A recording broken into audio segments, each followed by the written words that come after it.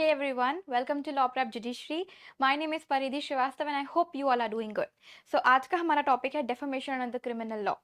So to begin with the class, as we all know that defamation के बारे में हम बात करते हैं तो defamation दो तरीके का होता है, that is civil defamation and criminal defamation. ठीक है, so we have civil defamation and criminal defamation. So आज की क्लास में हम लोग क्रिमिनल डिफॉर्मेशन के बारे में डील करेंगे जो कि इंडियन पिनल कोड के सेक्शन 499 एंड 500 में डिस्कस किया गया है. सो देखिए, अब सिविल और क्रिमिनल इन दोनों डिफॉर्मेशन में डिफरेंस क्या होता है. इन दोनों डिफॉर्मेशन में डिफरेंस होता है बेसिकली इंटेंशन का या और नॉलेज का. तो जहां पे भी इंटेंशन या फिर नॉलेज इंटेंशन या फिर नॉलेज प्रेजेंट नहीं है तो वहां हम लोग सिविल डेफॉर्मेशन का जो सूट होगा वो फाइल करेंगे. एंड क्रिमिनल डेफॉर्मेशन हम तब लेकर आते हैं जहां पे किसी पर्सन का इंटेंशन इन्वॉल्व हो या नॉलेज इन्वॉल्व हो. ओके, सो सिविल डेफॉर्मेशन तब होगा जब जहां पे इंटेंशन नहीं होगा, नॉलेज नहीं होगा. एंड क्रिमिनल डेफॉर्मेशन वहां होगा जहां पे इंटेंशन या फिर नॉलेज इन्वॉल्व हो. Now let us start with the today's class. Section 499 Indian penal code. अब देखिए, ये है सेक्शन 499. अब हम इसमें से कुछ कंटेंट्स बनाएंगे सो दैट हमको एग्जाम में सारे ही पॉइंट्स डेफॉर्मेशन के याद रहें. सो पहला कंटेंट क्या है, हुएवर बाय वर्ड्स. तो डेफॉर्मेशन कैसे होगा, वर्ड्स के थ्रू होगा. वर्ड्स कैसे होंगे, it can be spoken or intended to be read. So words होंगे, it can either be spoken or intended to be read. ठीक है, और बाय साइंस. तो फर्स्ट था वर्ड, सेकेंड हो गया साइंस. ओके, थर्ड क्या हो गया, by visible representation. So these are basically the manner जिसमें डेफॉर्मेशन हो सकता है. इसके जो नेक्स्ट स्लाइड है यहाँ पे मैंने मेंशन करके रखा है कंटेंट्स को जो हम अभी डेफिनेशन में पढ़ेंगे.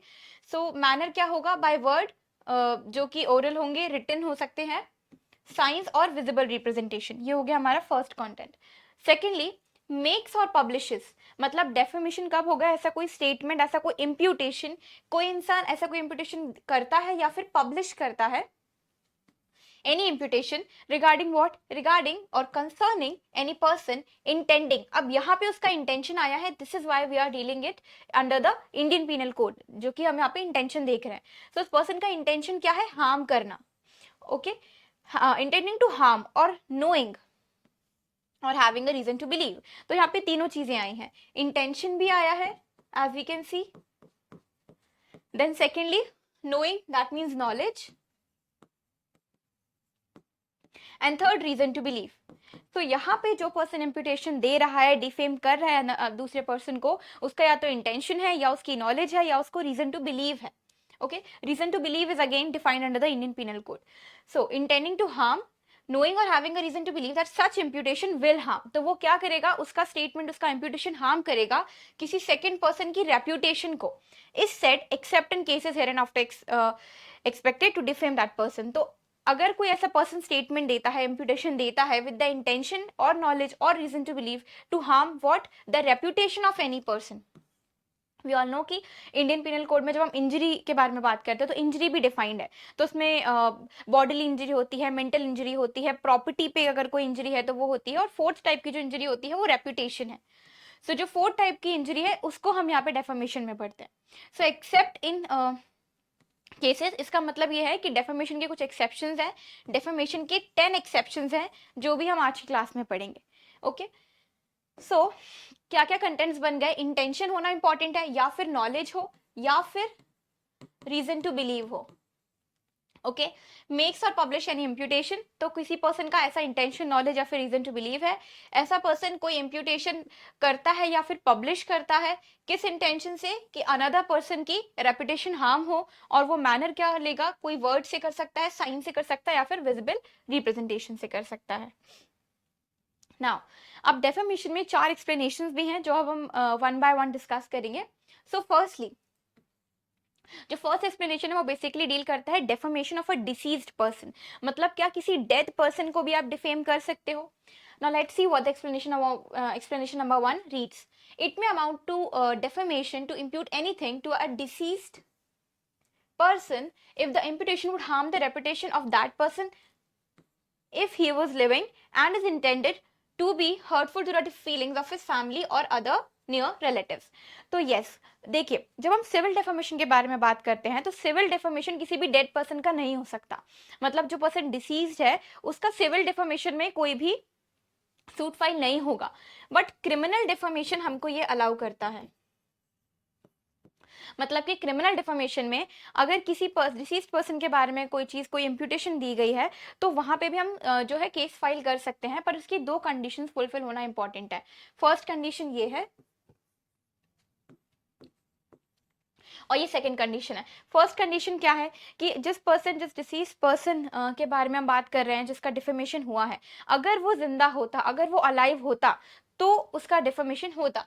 सो बेसिकली अगर वो उसकी रेपुटेशन को हार्म करता, अगर वो पर्सन अलाइव होता, ठीक है, तो ऐसा इम्प्यूटेशन ऐसे पर्सन की रेपुटेशन को हार्म करता अगर वो अलाइव होता। एंड सेकेंड क्या है कि वो अब वो डेड है, लेकिन उसका जो इम्प्यूटेशन है, जो डेफेमेशन किया गया है, जो इम्प्यूटेशन है, वो उसके फैमिली के या फिर अदर रिलेटिव्स की फीलिंग्स को हर्टफुल है। तो दो कंडीशंस है। सो अगर वो अलाइव होता तो उसकी रेपुटेशन को हार्म होता, या फिर उसकी जो फैमिली है, उसके जो फ्रेंड्स है, उसकी फैमिली की फीलिंग्स के लिए वो हर्टफुल है, तो सिविल डेफेमेशन का केस, बेसिकली सिविल डेफेमेशन का केस जो है वो डिसीज पर्सन के लिए के बिहाफ पे भी हो सकता है। तो दिस एक्सप्लेनेशन नंबर 1। इसमें हमने दो कंटेंट्स देखे, ये दो कंडीशन फुलफिल होंगी तभी डिसीज पर्सन के डिसीज पर्सन का डेफेमेशन के लिए केस फाइल हो सकता है। Now explanation number 2, it says that it may amount to defamation to make a imputation concerning a company or association। तो जो सेकेंड एक्सप्लेनेशन है वो कंपनी या फिर एसोसिएशन के डेफेमेशन के बारे में बात कर रहा है। यहाँ पे भी दो चीजें इंपॉर्टेंट है। फर्स्ट, ऐसी कंपनी या एसोसिएशन जिसका डेफेमेशन किया गया है वो एक सर्टन ग्रुप होना चाहिए, एक सर्टन एसोसिएशन होना चाहिए, या फिर एक सर्टन कंपनी होनी चाहिए, मतलब एक फिक्स्ड होनी चाहिए। It should not be a general statement, okay, or collection of persons as such. तो यहाँ पे फर्स्ट सिचुएशन हमने क्या देखी है कि ऐसी कंपनी, ऐसा एसोसिएशन जो है, इट शुड बी सर्टेन, एक फिक्स्ड कंपनी या फिर एक फिक्स्ड एसोसिएशन ऑफ पीपल के अगेंस्ट ऐसा इम्प्यूटेशन हो। एंड सेकेंडली, जो डिफेमेशन का केस भी फाइल होगा वो केस भी on the behalf of the company or on the behalf of the association file होगा, पर्सनल कैपेसिटी में फाइल नहीं होगा। मतलब अगर किसी एसोसिएशन को डिफेम किया गया है तो एज एन एसोसिएशन वो एक केस ला सकते हैं डिफेमेशन के लिए, एंड वो एसोसिएशन फिक्स्ड होना चाहिए, not a, it should not B basically a general statement, it should be a statement जहाँ पे किसी एसोसिएशन, किसी स्पेसिफिक एसोसिएशन के बारे में बात की गई है। Now moving on to the third explanation, it says that an imputation in the form of an alternative और एक्सप्रेस्ड आयरॉनिकली में अमाउंट टू डेफेमेशन। मतलब ऐसे इम्प्यूटेशन या फिर ऐसे ऐसे स्टेटमेंट्स जो कि ऑल्टरनेटिव में हो या फिर आयरॉनिकली हो। तो आयरॉनिकल स्टेटमेंट्स भी जो होता है, आगे हम इलस्ट्रेशंस देखेंगे, तो वो भी डेफेमेशन के अंदर काउंट होते हैं। अब जो फोर्थ एक्सप्लेनेशन है इसमें हम लोग देखेंगे कि कब हम कहेंगे कि किसी इम्प्यूटेशन से किसी पर्सन की रेपुटेशन हार्म हो रही है या फिर रेपुटेशन डैमेज हो रही है। तो देखिए इसमें भी हम लोग चार कंटेंट्स बनाएंगे। फर्स्ट क्या है, no imputation is said to harm a person's reputation unless, मतलब कब होगा, अब ये जो एक्सप्लेनेशन है वो बताएगा, दैट इम्प्यूटेशन डायरेक्टली या फिर indirectly lowers in the estimation of others, मतलब दूसरे के परसेप्शन में लोअर्स द मॉरल और intellectual character of that person first. तो कब होगा हार्म किसी पर्सन की रेपुटेशन, जब दूसरों के परसेप्शन में, okay, so in the estimation of others किसी पर्सन का लोअर जो मॉरल या फिर इंटेलेक्चुअल कैरेक्टर है किसी पर्सन का वो लोअर हो रहा है, या फिर lowers the character of that person in respect of his cast और कॉलिंग, ये सेकंड हो गया। Third, lowers the credit of that person, okay, this was the first, lowers the moral or intellectual character। second हो गया in respect of his caste or calling। third would be the credit of the person and or causes it to be believed that the body of that person is in a loathsome state or in a state that is considered to be disgraceful। तो ये चार points हैं जो कि explanation number 4 में mention है कि कब किसी पर्सन की हम रेपुटेशन को मानते हैं कि वो रेपुटेशन उसकी हार्म हुई है। तो first would be lowers the moral intellectual character, second would be lower the character of that person respect of caste or calling, and third credit lower होता है, या फिर लोगों को, बाकी लोगों को ऐसा बिलीव होता है that the body of that person is in a loathsome state या फिर disgraceful। okay, these are the four explanations। there are some illustrations। see, first illustration says that A says Z is a dishonest man, he never stole B's watch, intending it to cause it to be believed that Z did steal B's watch. So this is defamation. यहाँ पे हमने ये पढ़ा था, just one second, yeah. जो हम illustration देख रहे हैं एक्सप्लेनेशन नंबर 3 का है, an imputation is in the form of alternative हो या फिर आयरॉनिकली हो. So this is also defamation, right. तो यहाँ पे ए क्या कह रहा है कि जेड एक ऑनेस्ट मैन है और उसने बी की वॉच कभी नहीं चुराई, वो नहीं चुरा सकता. तो ये किस तरीके से कह रहा है जिससे कि लोग ये बिलीव करें कि जेड ने बी की वॉच चुराई है. सो यहाँ पे ये डेफेमेशन हो गया. Then A is asked who stole B's watch and A ने पॉइंट करा toward Z intending it to be cause कि ऐसा बिलीव हो कि जेड ने ही ऐसी वॉच को चुराया है. ये भी डेफेमेशन हो गया. ये कैसे हुआ? By sign. अब उसने कहा तो कुछ भी नहीं है but A points to Z. Okay, हमने पढ़ा था बाय वर्ड्स भी हो सकता है, बाय साइंस भी हो सकता है, बाय विजिबल रिप्रेजेंटेशन भी हो सकता है. तो by signs of visible representation. Then A draws a picture of Z running away with B's watch. Okay, intending it to be believed कि जेड जो है इसने बी की वॉच को चोरी किया. Now again this is defamation unless it falls within one of the exceptions. तो यहाँ पे हमने बी और सी में दोनों देखे कि वर्ड्स के थ्रू यहाँ पे हुआ था, ये साइंस और विजिबल रिप्रेजेंटेशंस के थ्रू. नाउ सो डेफेमेशन में डेफेमेशन का कंसेप्ट समझना इज इजी, बट जो सबसे इंपॉर्टेंट पार्ट आता है डेफेमेशन में वो होते हैं इसके एक्सेप्शंस. सो बेसिकली डेफेमेशन के 10 एक्सेप्शंस है. There are 10 exceptions in defamation जो अब हम वन बाय वन पढ़ेंगे. Now before starting with exception हम लोग हर एक्सेप्शन में पॉइंटर्स बनाएंगे जैसे हम हमेशा बनाते हैं, सो दैट हमको याद रहे, पूरे स्टेटमेंट ना याद करने हो बट हमको उनके कीवर्ड्स पता हो. So now let us start with the first exception. It says that imputation of truth which is made in public good. ठीक है, तो अगर कोई पर्सन एक ट्रू स्टेटमेंट दे रहा है एंड वो ट्रू स्टेटमेंट पब्लिक गुड में दे रहा है, ठीक है, रिक्वायर्स टू बी मेड और publish, it is not defamation to impute anything which is true concerning any person. तो अगर कोई स्टेटमेंट ट्रू है किसी पर्सन रिलेटेड एंड वो पब्लिक गुड में है, okay, the imputation should be made और publish whether or not it is for public good is a question of fact. ये अलग है. ओके, तो फर्स्ट एक्सेप्शन में हमने दो चीजें देखी हैं, दो कंटेंट्स है कि कोई ट्रू स्टेटमेंट देना और पब्लिक गुड में देना. इसमें डेफेमेशन नहीं होगा, इसमें हम मानेंगे कि डेफेमेशन नहीं हुआ. और क्या वो पब्लिक गुड में है या नहीं है ये क्वेश्चन ऑफ फैक्ट है, ये इंपॉर्टेंट है for your prelims point of view.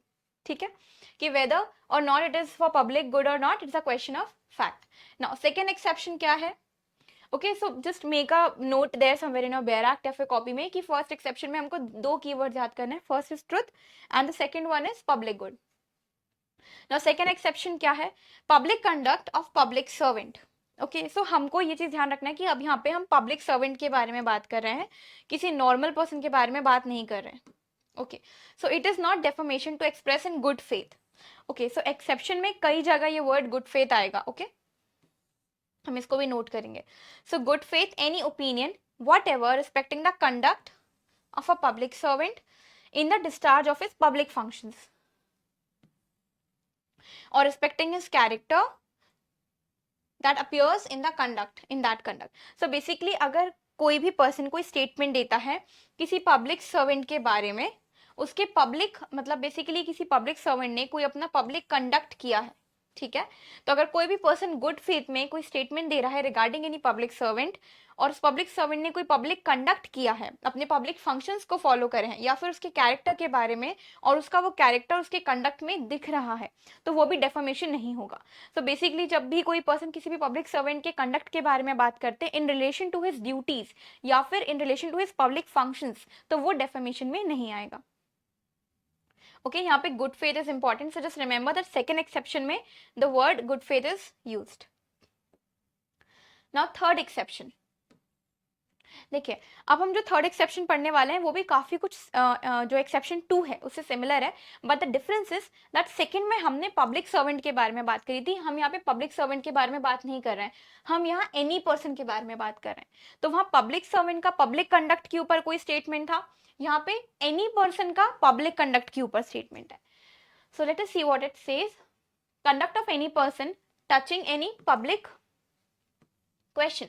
It is not defamation to express in good faith any opinion whatever respecting the conduct of any person touching any public question and respecting his character, मतलब उसके character से related but उसका वो character है वो उस conduct में appear हो रहा है, ठीक है, वो कैरेक्टर के बारे में हम बात कर रहे हैं जो कि उस कंडक्ट में दिख रहा है, अदर देन दैट कोई पर्सनल कैरेक्टर में नहीं, उसकी जैसे हमने सेकंड में पढ़ा था उसकी ऑफिशियल कैपेसिटी में, पब्लिक फंक्शंस में, डिस्चार्ज ऑफ हिज ड्यूटीज में।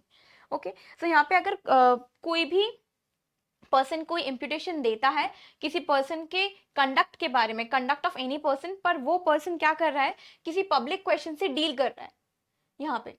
वो पर्सन क्या कर रहा है, उसके कंडक्ट में किसी पब्लिक क्वेश्चन से डील कर रहा है, और ऐसे किसी पब्लिक क्वेश्चन की डील करने में उसका कैरेक्टर इज एन इशू, या फिर उसके कैरेक्टर के बारे में कोई इम्प्यूटेशन दी जाती है, तो वो भी डेफामेशन में नहीं आएगा। तो इफ एनी सिंपल और normal person dealing any public question, तो इसके ऊपर कोई अगर इम्प्यूटेशन देता है इन गुड फेथ, तो that will not constitute defamation. तो यहाँ पे हमने 2 पॉइंट्स बनाए, फर्स्ट एनी पर्सन, सेकंड में हमने पब्लिक सर्वेंट देखा था, any person, and second point would be touching any public question. Okay, moving ahead towards the fourth exception. So यहाँ पे हम publication of proceedings of court के बारे में बात कर रहे हैं. So we know that court में काफ़ी सारी proceedings चलती हैं, उनके बारे में काफ़ी सारी हमको reports देखने को मिलती हैं. तो ये जो fourth exception है ये भी उसी के बारे में डील कर रहा है. इसकी भी 2 conditions है. The first condition है that is true report and substantive report. Okay, so it is not defamation to publish substantially true report of the proceedings of court of justice or of the result of any proceeding. तो basically अगर आप court की substantially true report बता रहे हो, substantial report बता रहे हो, true report बता रहे हो, publish कर रहे हो, तो that will not constitute under the defamation. Now इसका explanation भी है. A justice of the peace or other officer holding any inquiry in open court preliminary to a trial in a court of justice is a court within the meaning of this section. So basically court का meaning बता रहे हैं in this explanation. Moving on to the fifth exception. ना देखिए, merits of case decided in court और conduct of witnesses. अब जो proceedings चलती हैं, जो ट्रायल चलता है, उसमें काफ़ी सारे विटनेसेस आते हैं. ओके, एजेंट होते हैं, पार्टीज होती हैं. तो उन विटनेसेस का कंडक्ट होता है, पार्टीज का कंडक्ट होता है, एजेंट का कंडक्ट होता है. तो उनके कंडक्ट से रिलेटेड अगर कोई पर्सन कोई इम्प्यूटेशन देता है, तो बेसिकली विटनेस का कंडक्ट एज अ विटनेस, या फिर हम बोले तो किसी पर्सन का कंडक्ट एज अ विटनेस, या फिर किसी पार्टी का conduct, but only in that character जिसमें वो पार्टी है उस सूट की या फिर उस केस की. सो ऐसा कोई स्टेटमेंट जो किसी विटनेस के कंडक्ट के बारे में हो, या फिर किसी पार्टी के कंडक्ट के बारे में हो, या एजेंट के कंडक्ट के बारे में हो in relation to that proceeding, that will also not constitute defamation. So let us read it now. It is not defamation to express in good faith. Again the term good faith आया है. Okay, any opinion respecting the merits of the case. तो आप किसी भी case के merits से related अगर अपना ओपिनियन देते हो, सिविल हो या क्रिमिनल हो, which has been decided by a court of justice. तो कोई भी ऐसा सिविल सूट हो या फिर क्रिमिनल केस हो जो कि कोर्ट के द्वारा डिसाइड हो गया हो, ठीक है, ऐसे डिसाइडेड केस के मेरिट्स के ऊपर अगर आप अपना कोई ओपिनियन देते हो, गुड फेथ में दे रहे हो, so you are giving basically an opinion and in good faith. Okay, or respecting the conduct of any person, उसमें कौन करना चाहेगा, see party, witness, agent, or respecting the character of such person and such as far as his character appears in that conduct. तो अगर किसी person के, for example अगर आप विटनेस के कैरेक्टर के बारे में बोल रहे हो, बट वो character should appear in the conduct of that witness. Basically इसका इलस्ट्रेशन है, हम वो देख लेते हैं.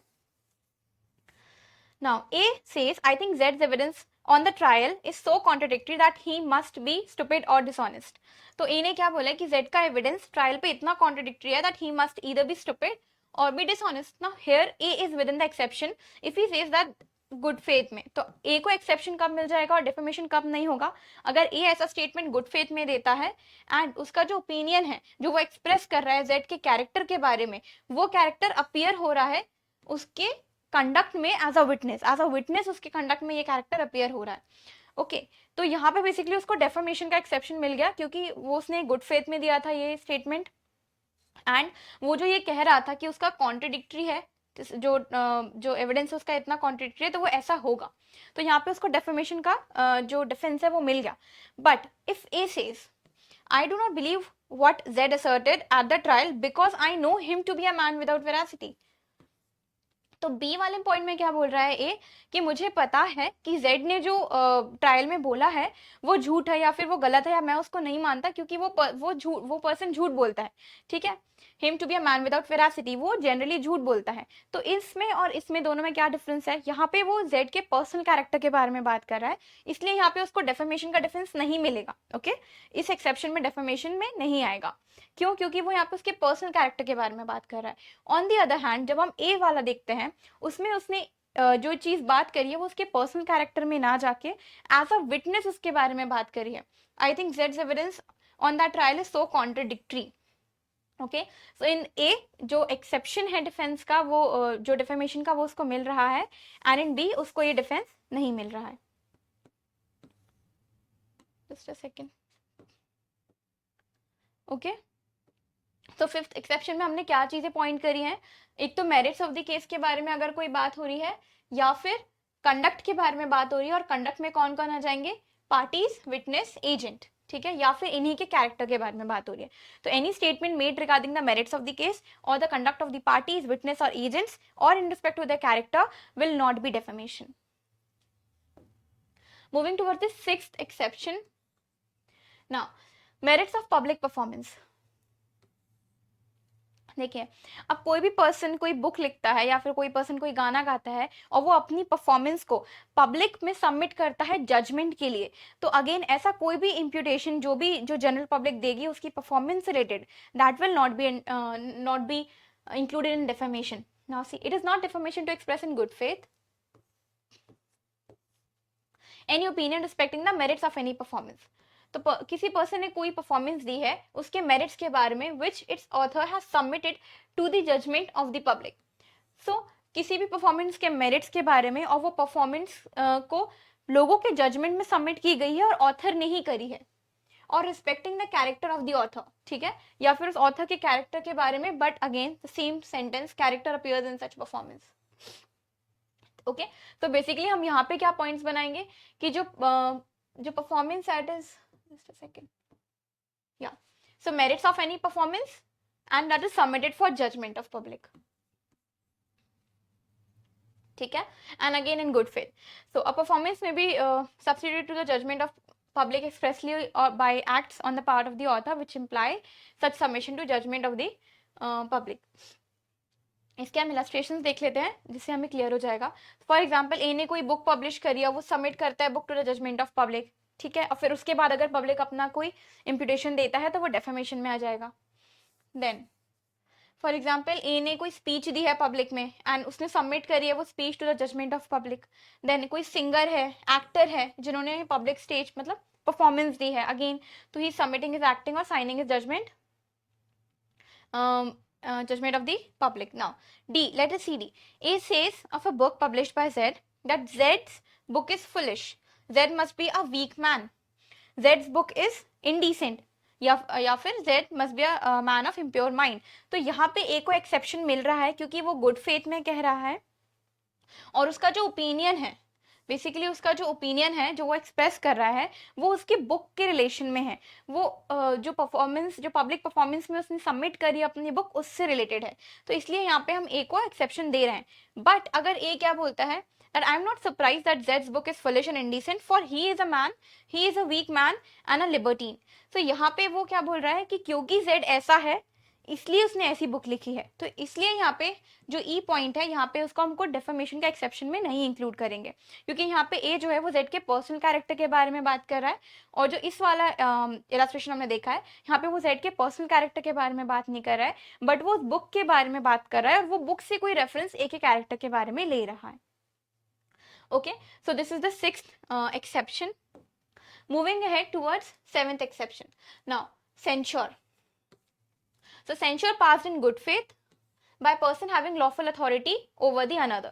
So basically अगर A एक person है जिसकी lawful authority है towards B, और A अगर B पे कोई imputation लगाता है, कोई statement देता है, तो वो defamation नहीं होगा अगर वो see if a person having over another any authority, चाहे वो by law हो arising of a lawful contract made with that person, अगर वो good faith में करता है any censure on the conduct of that another in matter to which the lawful authority relates। तो अगर कोई person in authority किसी पर्सन के ऊपर गुड फेथ में कोई सेंश्योर पास करता है regarding his conduct in relation to that matter, जिस मैटर में उसकी लॉफुल अथॉरिटी है, that will also not constitute defamation. इसका एक इलस्ट्रेशन भी है अगेन। फॉर एग्जाम्पल, अगर कोई जज है वो सेंश्योर कर रहे हैं गुड फेथ में कंडक्ट किसी विटनेस का, या फिर किसी कोर्ट के ऑफिसर का, या फिर कोई हेड ऑफ द डिपार्टमेंट है, ठीक है, वो गुड फेथ में सेंश्योर कर रहे हैं जो कि उनके सबॉर्डिनेट है, या फिर पेरेंट हो गया, कोई कोई पेरेंट्स हैं वो गुड फेथ में अपने बच्चे को सेंश्योर कर रहे हैं in the presence of another children, या फिर कोई स्कूल मास्टर हो गया, उनकी जिनको अथॉरिटी पेरेंट्स से मिली गई है, वो सेंश्योर कर रहे हैं गुड फेथ में किसी भी स्टूडेंट को in the presence of other students, ठीक है। तो ये बेसिकली ये लोग वो लोग हैं जिनकी एक अथॉरिटी है दूसरे पर्सन के ऊपर, और वो गुड फेथ में बाकी लोगों के सामने अपने जो सबऑर्डिनेट है उनको सेंश्योर कर रहे हैं। So all this is also protected under the exception. Now 8th exception talks about acquisition. Now see, जो हमने इससे पहले 7th एक्सेप्शन पढ़ा था उसमें एक पर्सन था जो अपने सबऑर्डिनेट को सेंश्योर कर रहा था। जो 8th एक्सेप्शन है उसमें एक पर्सन है जो कि सीनियर है और उसके प्रेजेंस में दो लोग हैं, फॉर एग्जाम्पल बी है एंड सी है। सो एक पर्सन बेसिकली एक एक्विजिशन लगा रहा है against another person in front of a senior. तो यहाँ पे एक पर्सन है जो कि अंडर अथॉरिटी है और दो उसके बेसिकली सबऑर्डिनेट्स है, और एक सबऑर्डिनेट दूसरे सबऑर्डिनेट के अगेंस्ट एक एक्विजिशन लगा रहा है in the presence of a senior.